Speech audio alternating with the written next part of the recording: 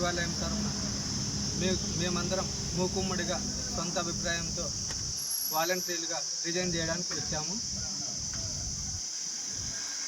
ఈ రిజైన్ ఎందుకంటే జగనన్నను 2024 సంవత్సరంలో 175 స్థానాలకు 175 స్థానాలను అత్యధిక మెజార్టీతో గెలుచుకునే విధంగా గుంటకల్ శాసనసభ్యులుగా వైవీఆర్ఎన్ను అత్యధిక మెజార్టీతో గెలుచుకునేలా మేము ప్రయత్నం చేయడానికి సంసిద్ధులమయ్యాము. ఈ ఉద్యమం